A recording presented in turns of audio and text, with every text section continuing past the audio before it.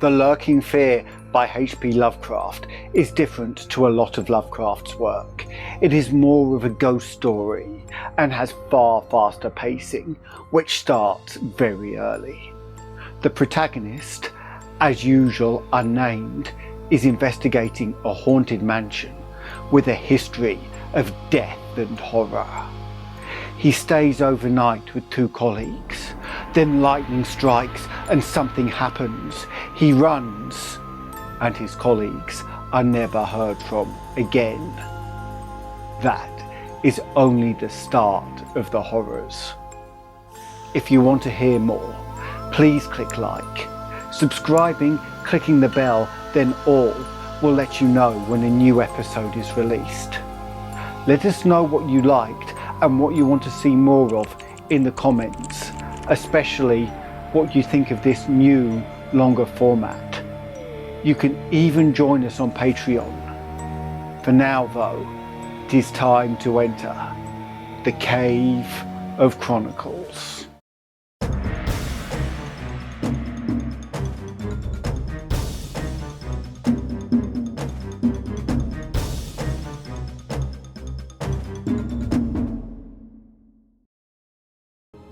The Shadow on the Chimney. There was thunder in the air on the night I went to the deserted mansion atop Tempest Mountain to find the Lurking Fear. I was not alone, for foolhardiness was not then mixed with that love of the grotesque and the terrible which has made my career a series of quests for strange horrors in literature and in life. With me were two faithful and muscular men for whom I had sent when the time came. Men long associated with me in my ghastly explorations because of their peculiar fitness. We had started quietly from the village because of the reporters who still lingered about after the eldritch panic of a month before. The nightmare creeping death. Later I thought they might aid me, but I did not want them then. Would to God I had let them share the search, that I might not have had to bear the secret alone so long. To bear it alone, for fear the world would call me mad, or go mad itself at the demon implications of the thing.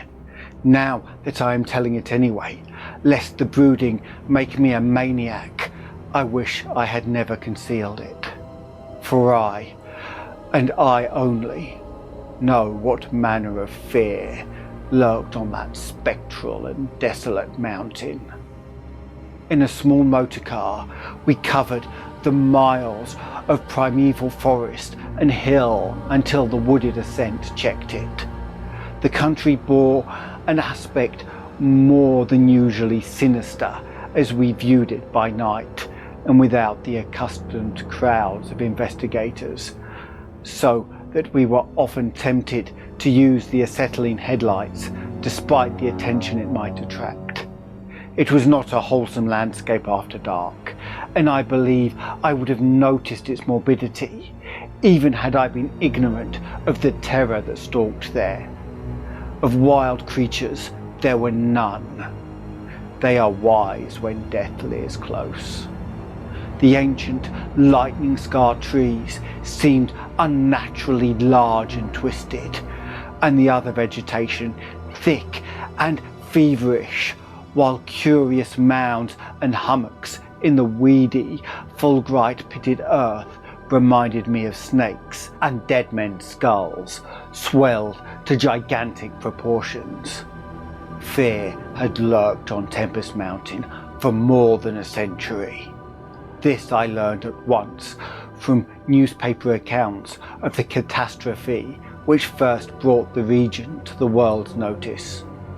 The place is a remote, lonely elevation in that part of the Catskills where Dutch civilization once feebly and transiently penetrated, leaving behind, as it receded only a few ruined mansions and a degenerate squatter population inhabiting pitiful hamlets on isolated slopes.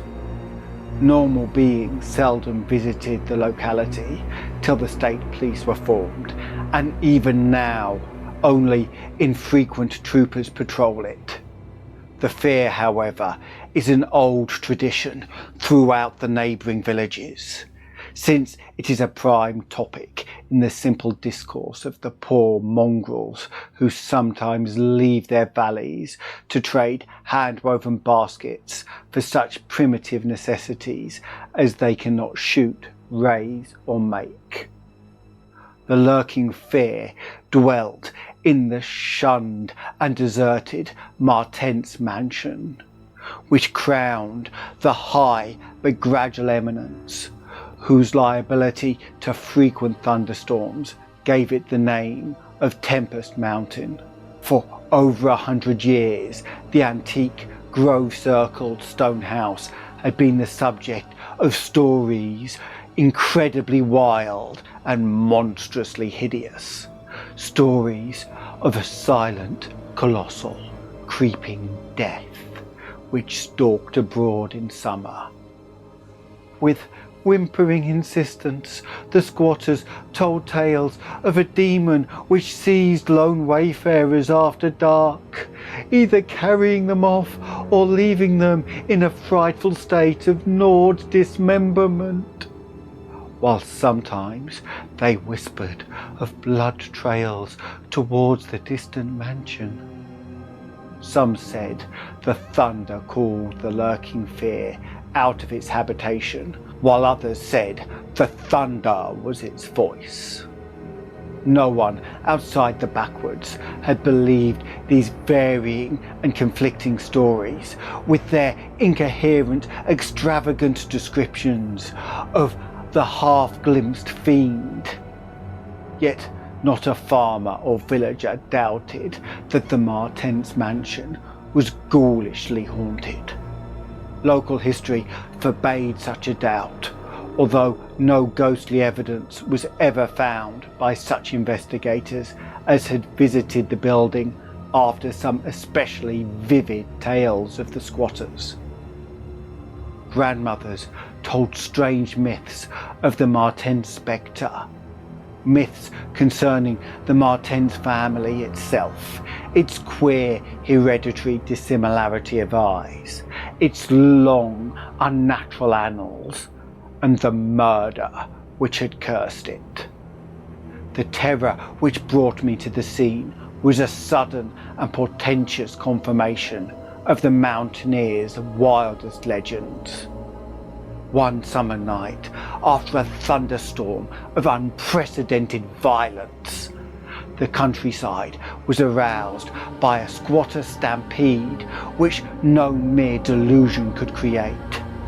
The pitiful throngs of natives shrieked and whined of the unnameable horror which had descended upon them, and they were not doubted. They had not seen it, but had heard such cries from one of their hamlets that they knew a creeping death had come. In the morning, citizens and state troopers followed the shuddering mountaineers to the place where they said the death had come. Death was indeed there. The ground under one of the squatters' villages had caved in after a lightning strike, destroying several of the malodorous shanties. But upon this property damage was superimposed an organic devastation which paled it into insignificance. Of a possible 75 natives who had inhabited this spot, not one living specimen was visible. The disordered earth was covered with blood and human debris, bespeaking too vividly the ravages of demon teeth and talons, yet no visible trail led away from the carnage. That some hideous animal must be the cause everyone quickly agreed, nor did any tongue now revive the charge that such cryptic deaths formed merely the sordid murders common in decadent communities.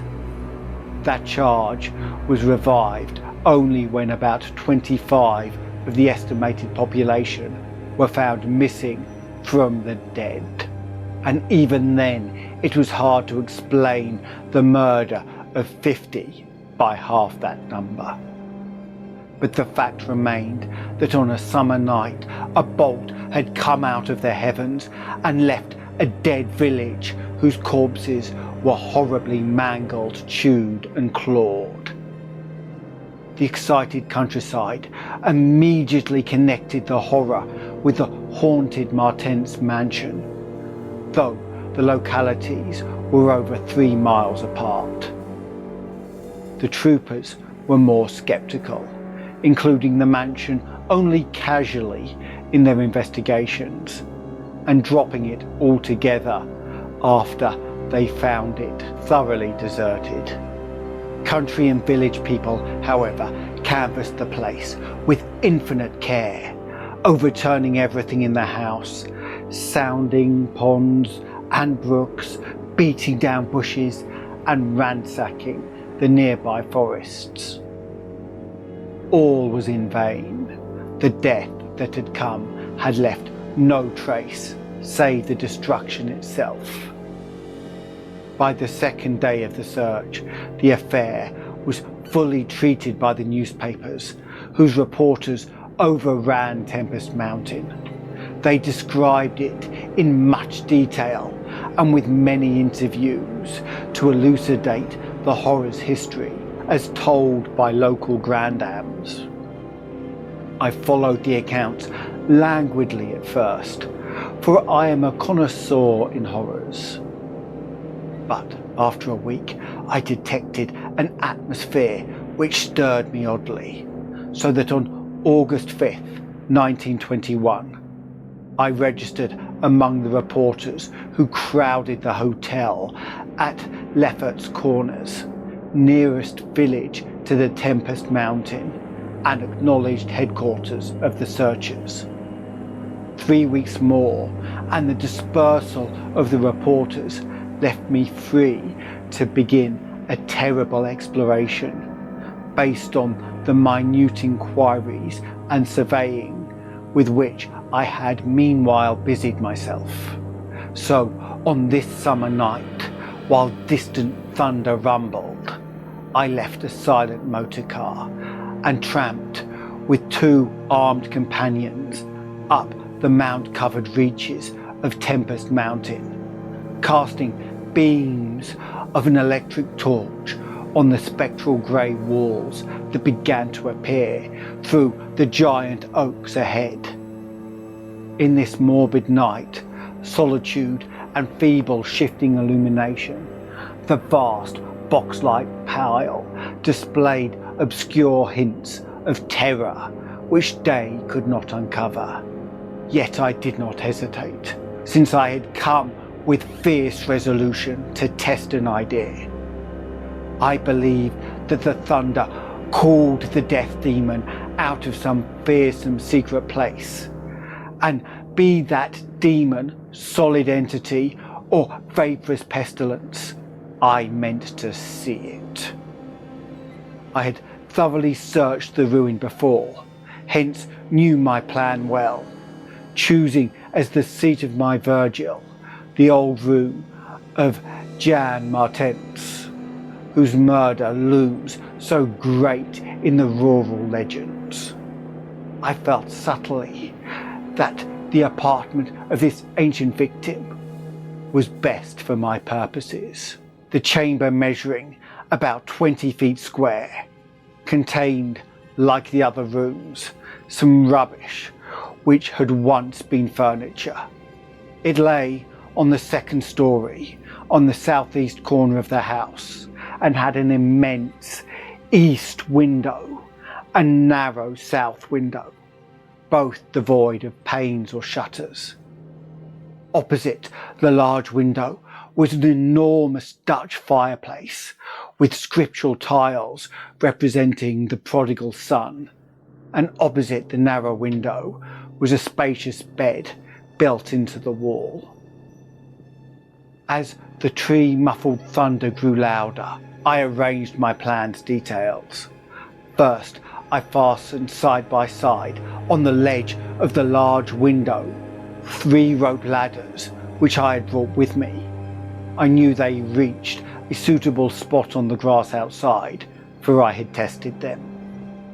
Then the 3 of us dragged from another room a wide 4-poster bedstead, crowding it literally against the wall, having strewn it with fir boughs.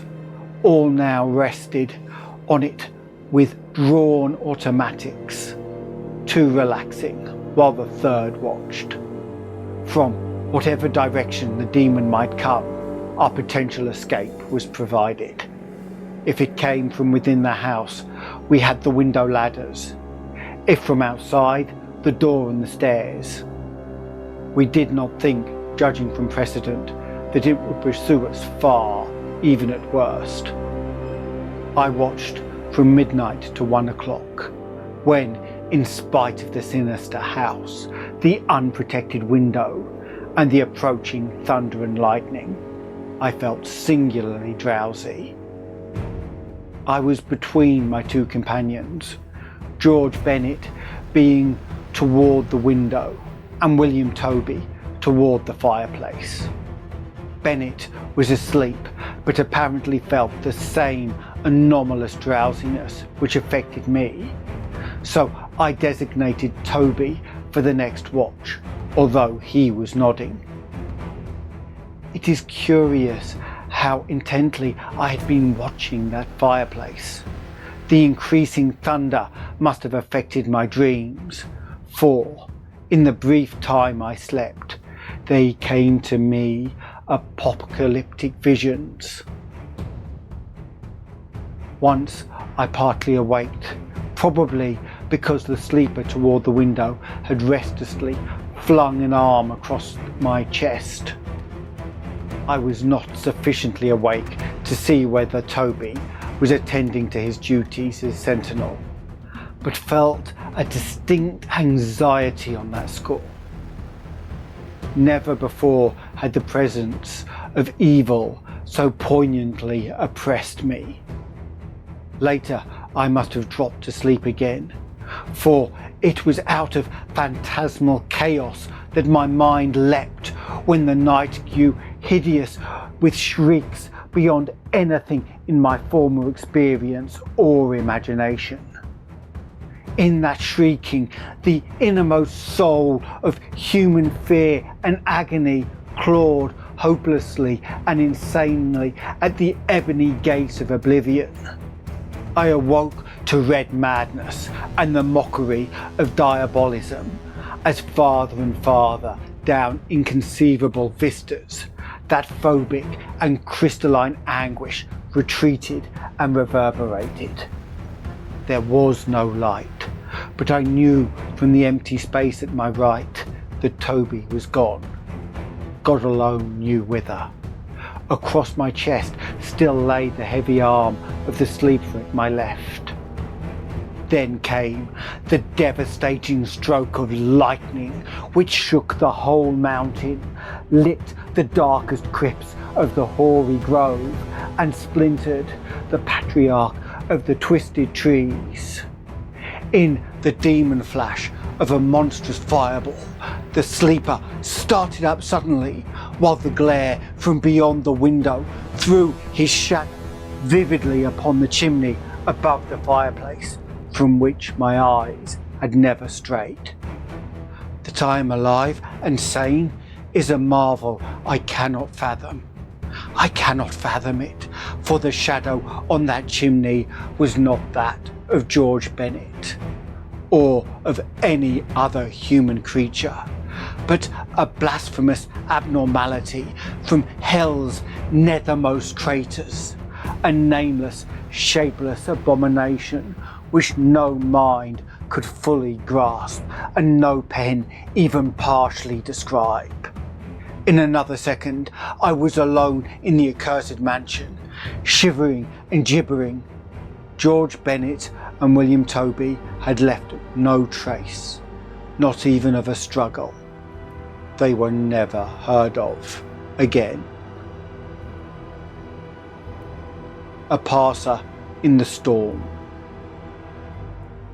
For days after that hideous experience in the forest-swathed mansion, I lay nervously exhausted in my hotel room at Lafayette's Corners. I do not remember exactly how I managed to reach the motor car, start it, and slip unobserved back to the village. For I retain no distinct impression, save of wild-armed titan trees, demonic mutterings of thunder, and Chironian shadows athwart the low mounds that dotted and streaked the region.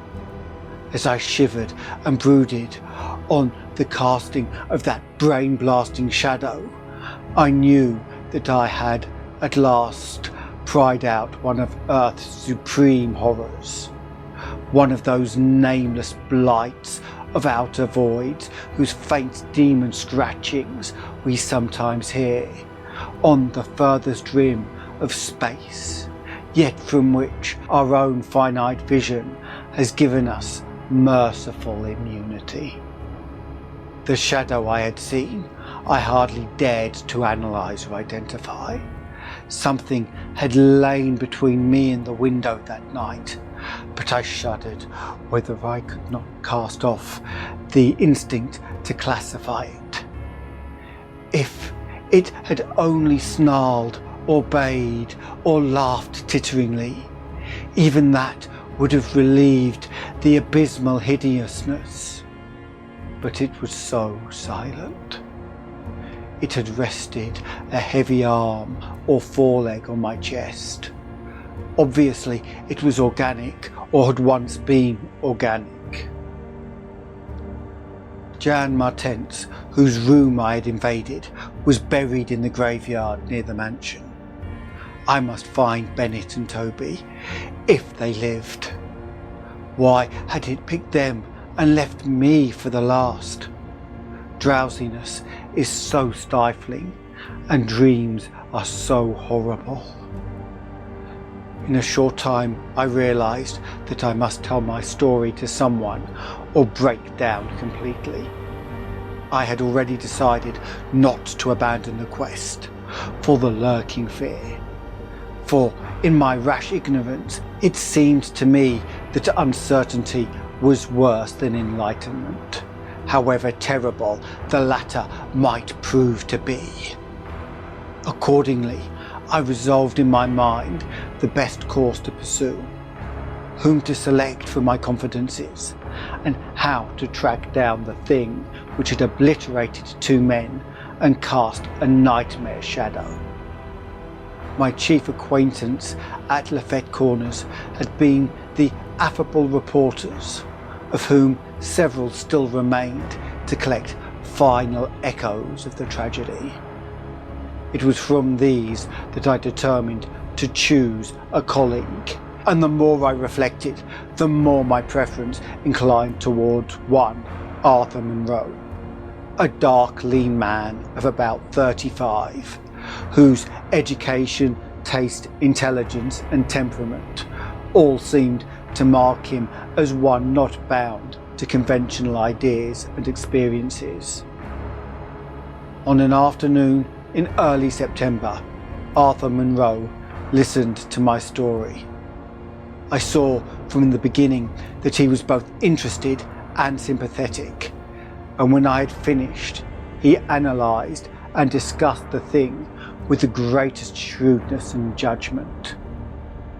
His advice, moreover, was eminently practical, for he recommended a postponement of operations at the Martense Mansion until we might become fortified with more detailed historical and geographical data. On his initiative, we combed the countryside for information regarding the terrible Martense family and discovered a man who possessed a marvellously illuminating ancestral diary. We also talked at length with such of the mountain mongrels as had not fled from their terror and confusion to remoter slopes, and arranged to proceed our culminating task, the exhaustive and definite examination of the mansion in the light of its detailed history, with an equally exhaustive and definitive examination of spots associated with the various tragedies of squatter legend. The result of this examination were not at first very enlightening, though our tabulation of them seemed to reveal a fairly significant trend, namely that the number of reported horrors was by far the greatest in areas either comparatively near to the avoided house or connected with it by stretches of the morbidly overnourished forest. There were, it is true, exceptions. Indeed, the horror which had caught the world's ear had happened in a treeless space, remote alike from the mansion and from any connecting woods. As to the nature and appearance of the lurking fear, nothing could be gained from the scared and witless shanty dwellers. In the same breath, they called it a snake and a giant, a thunder devil and a bat, a vulture and a walking tree. We did, however, deem ourselves justified in assuming that it was a living organism, highly susceptible to electrical storms, and although certain of the stories suggested wings, we believed that its aversion for open spaces made land locomotion a more probable theory. The only thing really incompatible with the latter view was the rapidity with which the creature must have travelled in order to perform all the deeds attributed to it. When we came to know the squatters better, we found them curiously likeable in many ways. Simple animals they were, gently descending the evolutionary scale because of their unfortunate ancestry and stultifying isolation. They feared outsiders, but slowly grew accustomed to us, finally helping vastly when we beat down all the thickets and tore out all the partitions of the mansion in our search for the lurking fear.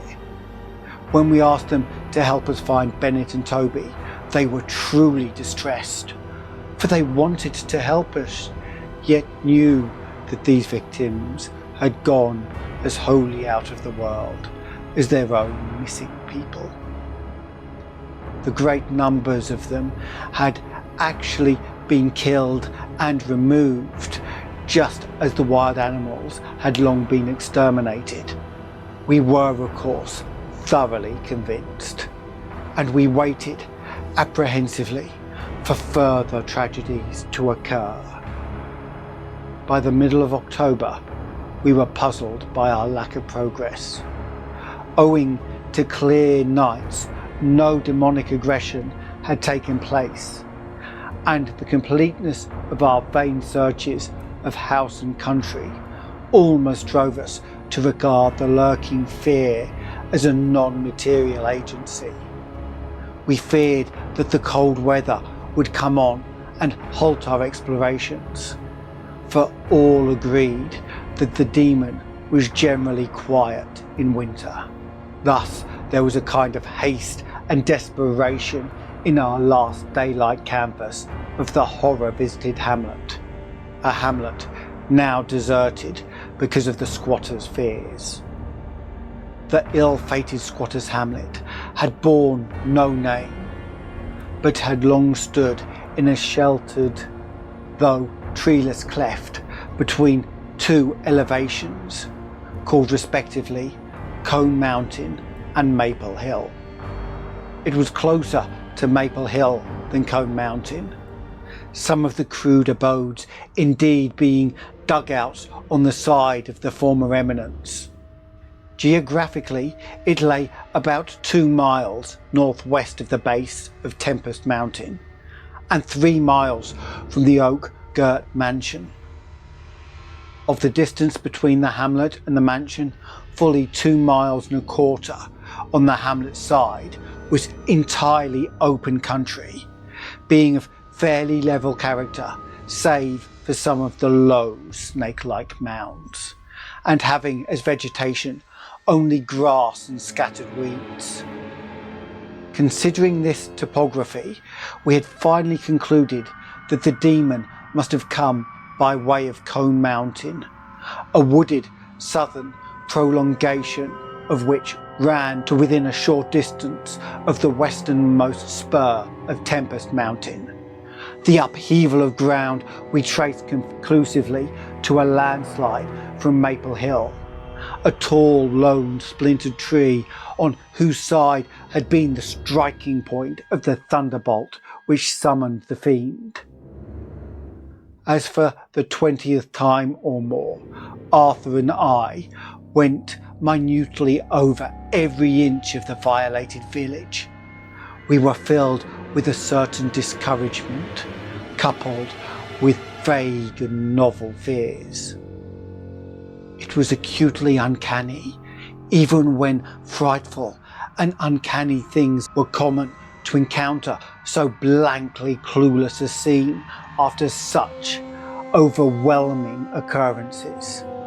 And we moved about beneath the leaden, darkening sky with that tragic, directionless seal which results from a combined sense of futility and necessity of action. Our care was gravely minute. Every cottage was again entered, every hillside dug out, again searched for bodies, every thorny foot of adjacent slope again scanned for dens and caves, but all without result. And yet, as I have said, vague new fears hovered menacingly over us, as if giant bat-winged griffins squatted invisibly on the mountaintops and leered with Abaddon eyes that had looked on transcosmic gulfs. As the afternoon advanced, it became increasingly difficult to see, and we heard the rumble of a thunderstorm gathering over Martense Mansion. This sound in such a locality naturally stirred us, though less than it would have done at night. As it was, we hoped desperately that the storm would last until well after dark, and with that, hope turned from our aimless hillside searching towards the nearest inhabited hamlet to gather a body of squatters as helpers in the investigation. Timid as they were, a few of the younger men were sufficiently inspired by our protective leadership to promise such help. We had hardly more than turned, however, when there descended such a blinding sheet of torrential rain that shelter became imperative. The extreme, almost nocturnal darkness of the sky caused us to stumble sadly, but guided by the frequent flashes of lightning and by our minute knowledge of the hamlet, we soon reached the least porous cabin of the lot, a heterogeneous combination of logs and boards whose still existing door and single tiny window both faced Maple Hill.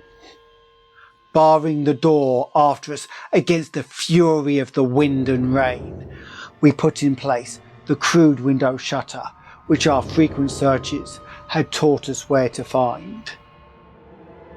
It was dismal, sitting there on rickety boxes in the pitchy darkness, but we smoked pipes and occasionally flashed our pocket lamps about. Now and then we could see the lightning through cracks in the wall. The afternoon was so incredibly dark that each flash was extremely vivid. The stormy Virgil reminded me shudderingly of my ghastly night on Tempest Mountain. My mind turned to that odd question which had kept reoccurring ever since the nightmare thing had happened.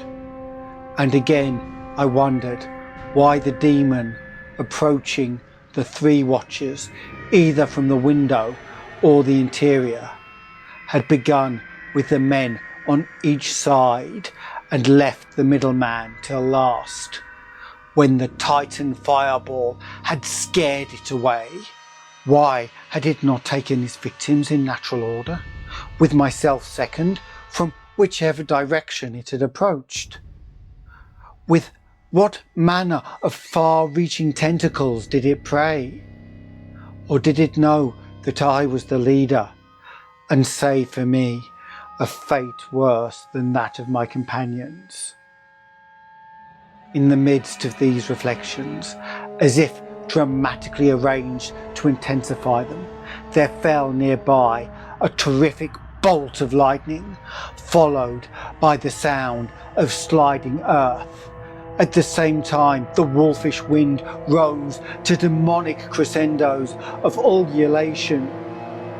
We were sure that the lone tree on Maple Hill had been struck again, and Monroe rose from his box and went to the tiny window to ascertain the damage.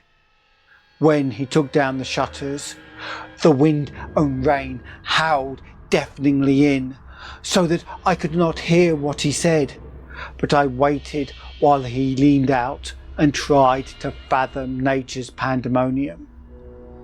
Gradually, a calming of the wind and dispersal of the unusual darkness told of the storm's passing.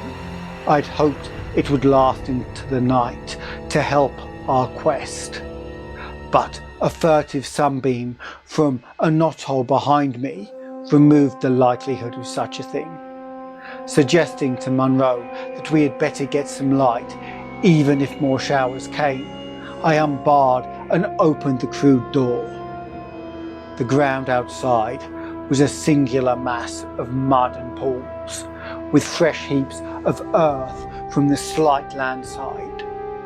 But I saw nothing to justify the interest which kept my companion silently leaning out of the window. Crossing to where he leaned, I touched his shoulder, but he did not move.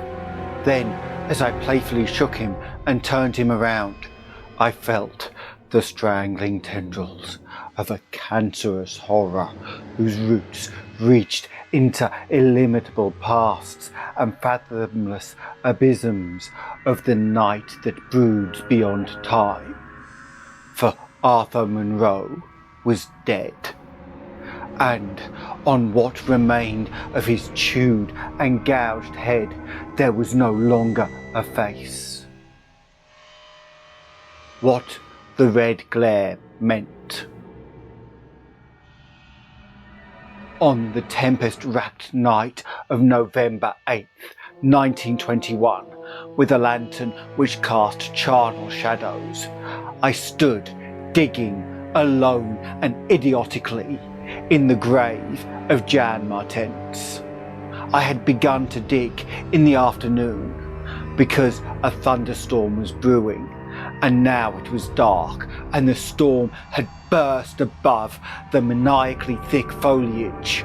I was glad. I believe that my mind was partially unhinged by events since August 5th, the demon shadow in the mansion, the general strain and disappointment, and the thing that occurred in the hamlet in an October storm. After that thing, I had dug a grave for one whose death I could not understand. I knew that others could not understand either, so let them think that Arthur Monroe had wandered away. They searched, but found nothing. The squatters might have understood, but I dared not frighten them more. I myself seemed strangely callous. That shock at the mansion had done something to my brain, and I could think only of the quest for a horror now grown to cataclysmic stature in my imagination, a quest which the fate of Arthur Monroe made me vow to keep silent and solitary. The scene of my excavations would alone have been enough to unnerve any ordinary man. Baleful, primal trees of unholy size, age, and grotesqueness leered above me like the pillars of some hellish druidic temple, muffling the thunder, hushing the clawing wind, and admitting but little rain. Beyond the scarred trunks in the background, illuminated by faint flashes of filtered lightning, rose the damp ivied stones of the deserted mansion, while somewhat nearer was the abandoned Dutch garden, whose walls and beds were polluted by a white, fungus, fetid, overnourished vegetation that never saw full daylight. And nearest of all was the graveyard, where deformed trees tossed insane branches as their roots displaced unhallowed slabs and sucked venom from what lay below. Now and then, beneath the brown pile of leaves that rotted and festered in the antediluvian forest darkness, I could trace the sinister outlines of some of these low mounds which characterized the lightning-pierced region. History had led me to this archaic grave. History, indeed, was all I had after everything else ended in mocking Satanism. Now I believed that the lurking fear was no material thing, but a wolf-fanged ghost that rode the midnight lightning. And I believed, because of the masses of local tradition I had unearthed in my search with Arthur Monroe, that the ghost was that of Jan Martense, who died in 1762. That is why I was digging idiotically in his grave.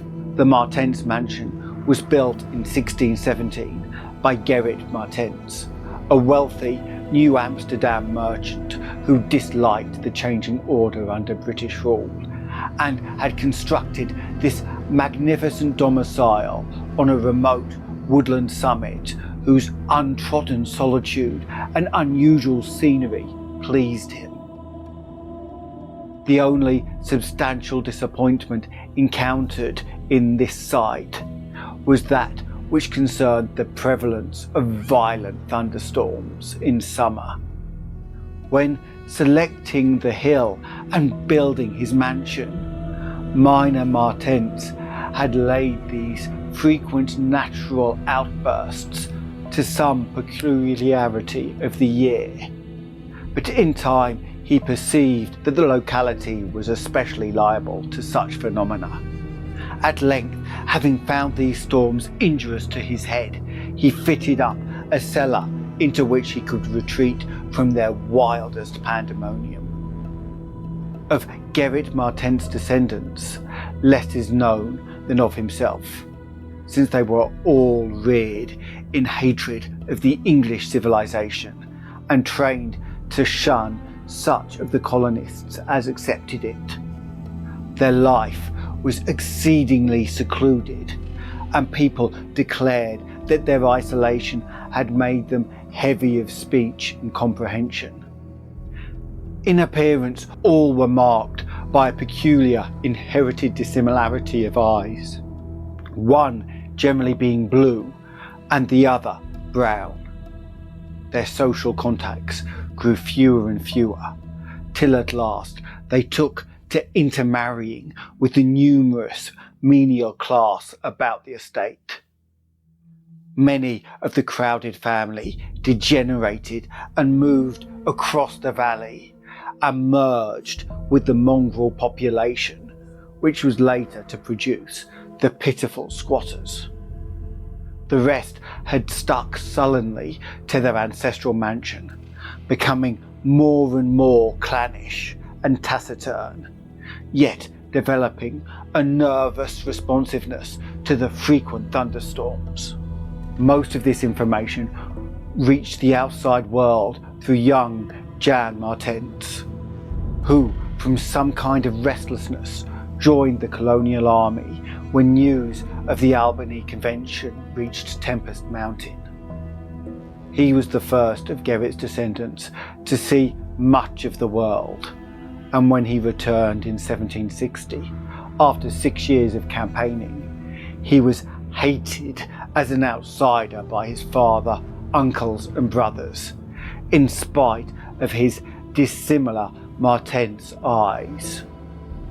No longer could he share the peculiarities and prejudices of the Martenses, while the very mountain thunderstorms failed to intoxicate him as they had before. Instead, his surroundings depressed him, and he frequently wrote to a friend in Albany of plans to leave the paternal roof. In the spring of 1763, Jonathan Gifford, the Albany friend of Jan Martense, became worried by his correspondence silent, especially in view of the conditions and quarrels at the Martense Mansion. Determined to visit Jan in person, he went into the mountains on horseback. His diary states that he reached Tempest Mountain on September 20th, finding the mansion in great decrepitude. The sullen, odd-eyed Martenses, whose unclean animal aspect shocked him, told him in broken gutturals that Jan was dead. He had, they insisted, been struck by lightning the autumn before, and now lay buried behind the neglected sunken gardens. They showed the visitor the grave, barren and devoid of markers. Something in the Martenses' manner gave Gifford a feeling of repulsion and suspicion, and a week later he returned with a spade and mattock to explore the sepulchral spot. He found what he expected: a skull crushed cruelly as if by savage blows. So, returning to Albany, he openly charged the Martenses with the murder of their kinsman. Legal evidence was lacking, but the story spread rapidly around the countryside, and from that time the Martenses were ostracized by the world. No one would deal with them, and their distant manor was shunned as an accursed place. Somehow they managed to live on independently by the products of their estate, for occasional lights glimpsed from faraway hills attested to their continued presence. These lights were seen as late as 1810, but toward the last they became very infrequent. Meanwhile, there grew up about the mansion and the mountain a body of diabolic legendary. The place was avoided with doubled studiousness and invested with every whispered myth tradition could supply. It remained unvisited till 1816, when the continued absence of light was noticed by the squatters. At that time, a party made investigations, finding the house deserted and partly in ruins. There were no skeletons about, so the departure rather than death was inferred. The clan seemed to have left several years before, and improvised penthouses showed how numerous it had grown prior to its migration. Its cultural level had fallen very low, as proved by decaying furniture and scattered silverware, which must have been long abandoned when its owners left. But though the dreaded Martenses were gone, the fear of the haunted house continued and grew very acute when new and strange stories arose among the mountain descendants. There it stood, deserted, feared, and linked with the vengeful ghost of Jan Martense. There it stood on the night I dug in Jan Martense's grave. I have described my protracted digging as idiotic, and such it indeed was in object and method. The coffin of Jan Martense had soon been unearthed. It now held only dust and litter, but in my fury to exhume his ghost, I delved irrationally and clumsily down beneath where it had lain. God knows what I expected to find. I only felt that I was digging in the grave of a man whose ghost stalked by night. It is impossible to say what monstrous depth I had attained when my spade, and soon my feet, broke through the ground beneath. The event under the circumstances was tremendous, for in the existence of a subterranean space here, my mad theories had terrible confirmation. My slight fall had extinguished the lantern, but I produced an electric pocket lamp and viewed the small horizontal tunnel which led away indefinitely in both directions. It was amply large for a man to wriggle through, and though no sane person would have tried it at that time, I forgot danger, reason and cleanliness in my single-minded fever to unearth the lurking fear. Choosing the direction toward the house, I scrambled recklessly into the narrow burrow, squirming ahead blindly and rapidly, and flashing but seldom the lamp I kept before me. What language can describe the spectacle of a man lost in infinitely abysmal earth? Pouring, twisting, wheezing, scrambling madly through sunken convulsions of immemorial blackness, without an idea of time, safety, direction, or definite object. There is something hideous in it, but that is what I did. I did it for so long that life faded to a far memory, and I became one of the moles and the grubs of nighted depths.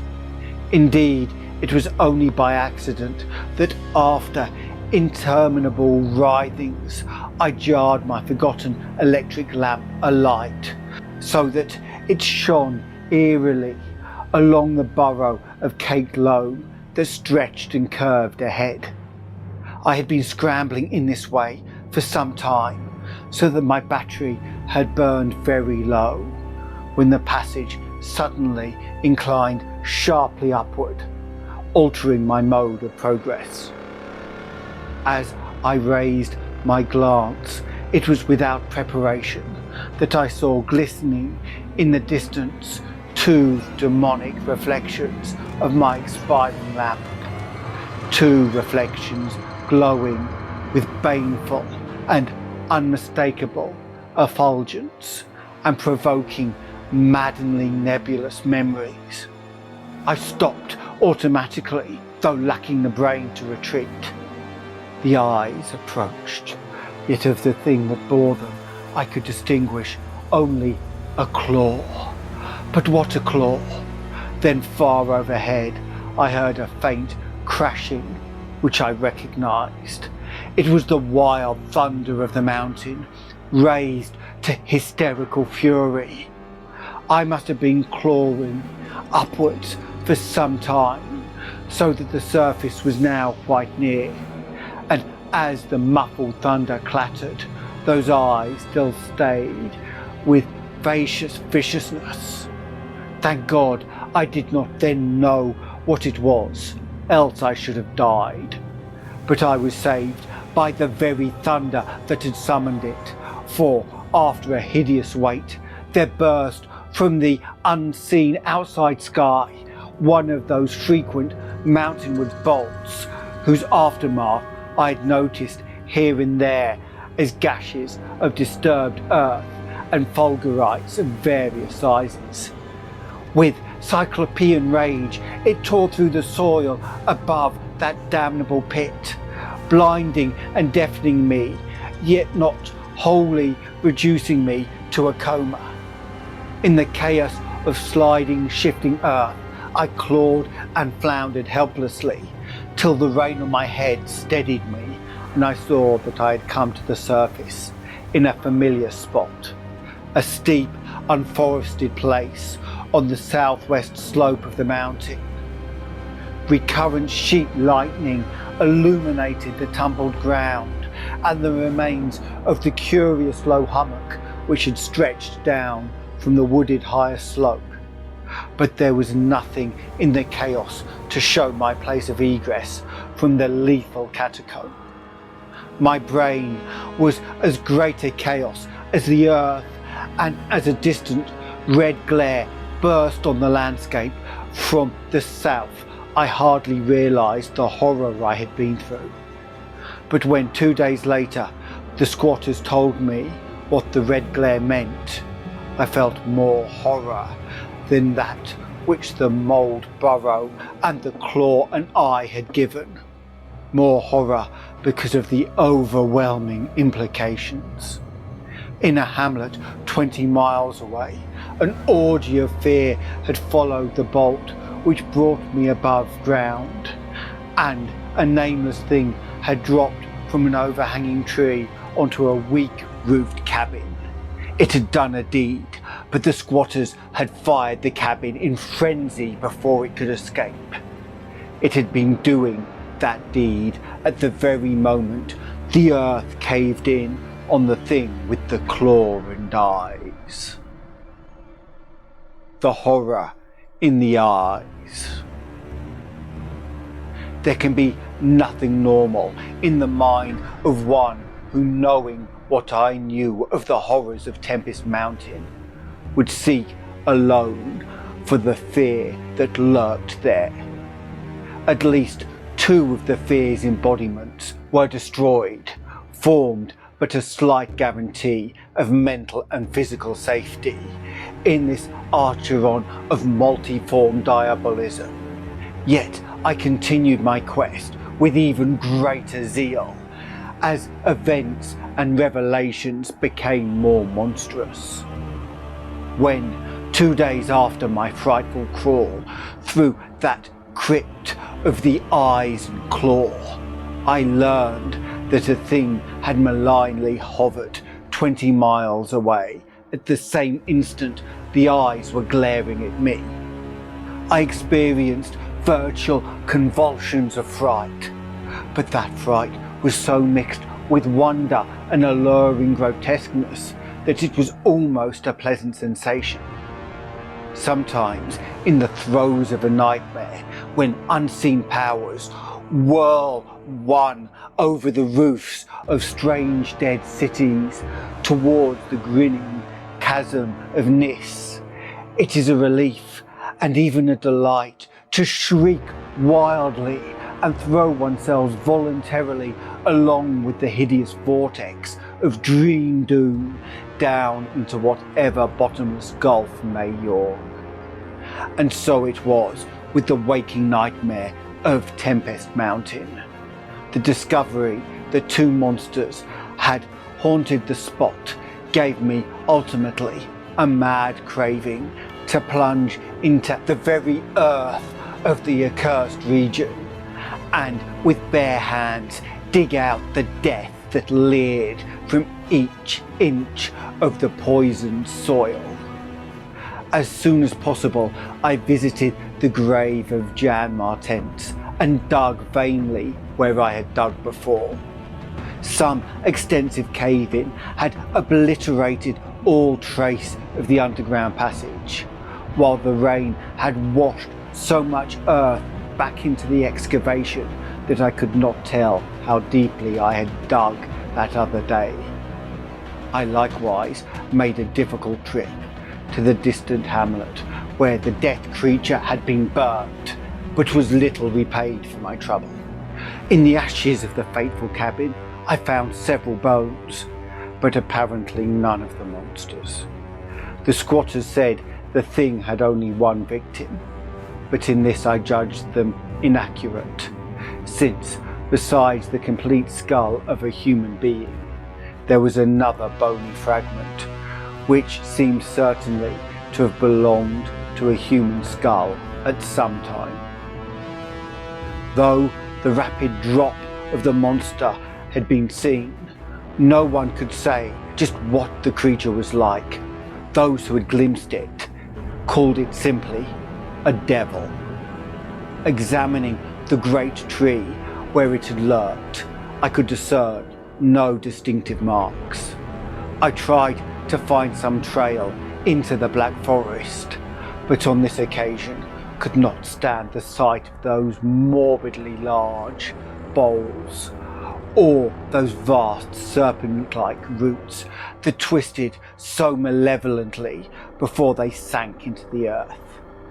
My next step was to re-examine with microscopic care the deserted hamlet where death had come most abundantly, and where Arthur Monroe had seen something he never lived to describe.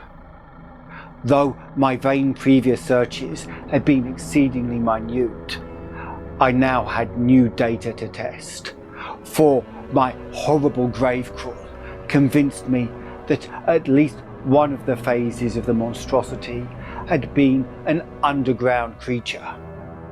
This time, on the 14th of November, my quest concerned itself mostly with the slopes of Cone Mountain and Maple Hill, where they overlook the unfortunate hamlet, and I gave particular attention to the loose earth of the landslide region on the latter eminence.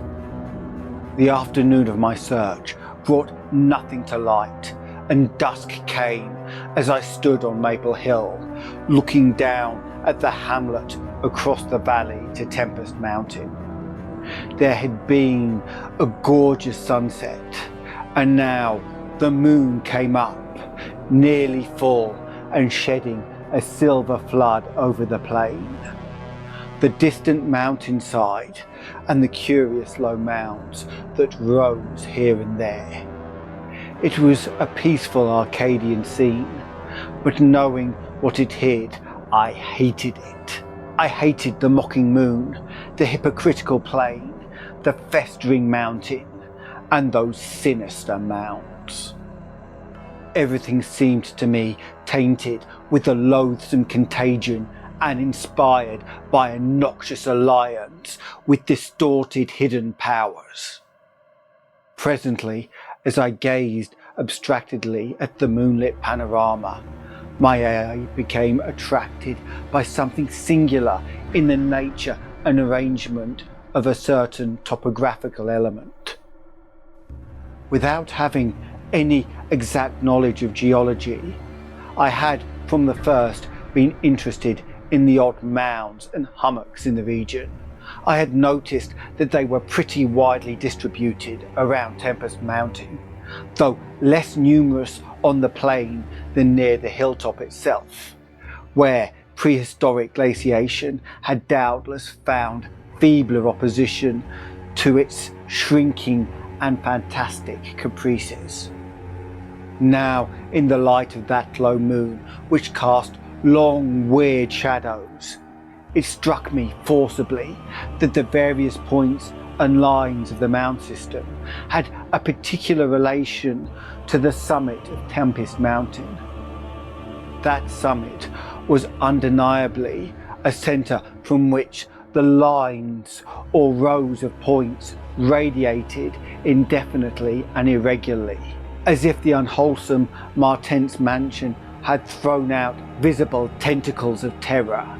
The idea of such tentacles gave me an unexplained thrill, and I stopped to analyse my reason for believing these mounds glacial phenomena. The more I analysed, the less I believed, and against my newly opened mind there began to beat grotesque and horrible analogies based on superficial aspects and upon my experience beneath the earth. Before I knew it, I was uttering frenzied and disjointed words to myself. My God, molehills, the damn place must be honeycombed. How many that night at the mansion? They took Bennett and Toby first, on each side of us. Then I was digging frantically into the mound which had stretched nearest me, digging desperately, shivering but almost jubilantly, digging and at the last shrieking aloud with some unplaced emotion as I came upon a tunnel or burrow, just like the one through which I had crawled on that other demonic night. After that, I recall running, spade in hand, a hideous run across moonlit and mound-marked meadows and through diseased, precipitous abysses of haunted hillside forest, leaping, screaming, panting, bounding towards the terrible Martense Mansion. I recall digging unreasoningly in all the parts of the briar-choked cellar, digging to find the core and centre of that malignant universe of mounds. And then I recall how I laughed when I stumbled on the passageway, the hole at the base of the old chimney, where the thick weeds grew and cast queer shadows in the light of the lone candle I'd happened to have with me. What still remained down in that hell hive, lurking and waiting for the thunder to arouse it, I did not know. 2 had been killed. Perhaps that had finished it. But there remained that burning determination to reach the innermost secret of the fear, which I had once more come to deem definite, material, and organic. My indecisive speculation whether to explore the passage alone and immediately with my pocket light, or to try and assemble a band of squatters for the quest, was interrupted after a time by a sudden rush of wind from the outside, which blew out the candle and left me in stark blackness. The moon no longer shone through the chinks and apertures above me, and with a sense of fateful alarm, I heard the sinister and significant rumble of approaching thunder. A confusion of associated ideas possessed my brain, leading me to grope back toward the farthest corner of the cellar. My eyes, however, never turned away from the horrible opening at the base of the chimney, and I began to get glimpses of the crumbling bricks and unhealthy weeds as the faint glows of lightning penetrated the woods outside and illuminated the chinks in the upper wall. Every second I was consumed with a mixture of fear and curiosity. What would the storm call forth? Or was there anything left for it to call?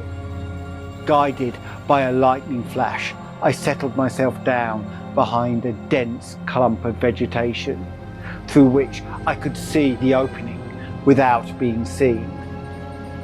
If heaven is merciful, it will someday efface from my consciousness the sight that I saw, and let me live my last years in peace. I cannot sleep at night now, and have to take opiates when it thunders.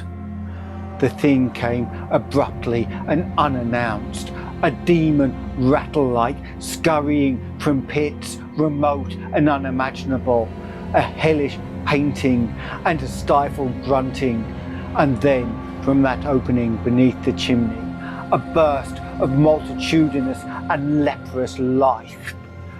A loathsome night-spawned flood of organic corruption, more devastatingly hideous than the blackest conjurations of mortal madness and morbidity. Seething, stewing, surging, bubbling like serpent slime, it rolled up and out of that yawning hole, spreading like a septic contagion and streaming from the cellar at every point of egress, streaming out to scatter through the accursed midnight forests and strew fear, madness and death. God knows how many there were. There must have been thousands. To see the stream of them in that faint, intermittent lightning was shocking. When they had thinned out enough to be glimpsed as separate organisms, I saw that they were dwarfed, deformed, hairy devils or apes, monstrous and diabolic caricatures of the monkey tribe. They were so hideously silent. There was hardly a squeal when one of the last stragglers turned with the skrill of long practice to make a meal in the accustomed fashion on a weaker companion. Others snapped up what it had left and ate with slavering relish. Then, in spite of my days of fright and disgust, my morbid curiosity triumphed, and as the last of the monstrosities oozed up alone from that nether world of unknown nightmare, I drew my automatic pistol and shot it under the cover of the thunder. Shrieking, slithering, torrential shadows of red, vicious madness chasing one another through endless, ensanguinated corridors of purple, fulgurous sky. Formless phantasms and kaleidoscopic mutations of a ghoulish, remembered scene. Forests of monstrous, overnourished oaks with serpent roots, twisting and sucking unnameable juices from an earth verminous with millions of cannibal devils, mound-like tentacles groping from underground nuclei of polypus perversion, insane lightning over malignant ivied walls, and demon arcades choked with fungus vegetation. Heaven be thanked for the instinct which led me unconscious to places where men dwell, to the peaceful village that slept under the calm stars of clearing skies. I had recovered enough in a week to send to Albany for a gang of men to blow up the Martense Mansion and the entire top of Tempest Mountain with dynamite, stop up all of the discoverable mound burrows, and destroy certain overnourished trees whose very existence seemed an insult to sanity. I could sleep a little after they had done this, but true rest will never come as long as I remember that nameless secret of the lurking fear. The thing will haunt me, for who can say the extermination is complete, and that the analogous phenomena do not exist all over the world? Who can, with my knowledge, think of the Earth's unknown caverns without a nightmare dread of future possibilities? I cannot see a well or a subway entrance without shuddering. Why cannot the doctors give me something to make me sleep or truly calm my brain when it thunders? What I saw in the glow of my flashlight after I shot the unspeakable strangling object was so simple that almost a minute elapsed before I understood and went delirious. The object was the nauseous and filthy whitish gorilla thing with sharp yellow fangs and matted fur. It was the ultimate product of mammalian degeneration, the frightful outcome of isolated spawning, multiplication and cannibal nutrition above and below the ground, the embodiment of all the snarling chaos and grinning fear that lurk behind life. It had looked up at me as it died, and its eyes had the same odd quality that marked those other eyes which had stared at me underground and excited cloudy recollections. One eye was blue, the other brown. They were the dissimilar Martense eyes of the old legends, and I knew in one inundating cataclysm of voiceless horror what had become of that vanished family. The terrible and thunder-crazed house of Martense. So ends the lurking fear. Let me know what you think of this longer format in the comments. If you enjoyed the tale, it helps us if you let others know, so please click on the like button and share with others that may be interested. Subscribing will let you travel with us on further adventures of the dark and terrible, with the bell notifying you as we set off. If you want to join our Eldritch Order on Discord, come visit us on Patreon or YouTube, coming very soon. Then you can join the discussions and even help guide the choice of stories. See the description for details of the Patreon and for a link to Canje Studios to find out about modern board games where you can create your own dark and terrible stories. Until next time, farewell, but beware of what is hidden in the darkness in the tunnels, where a claw could well be waiting to pull you in.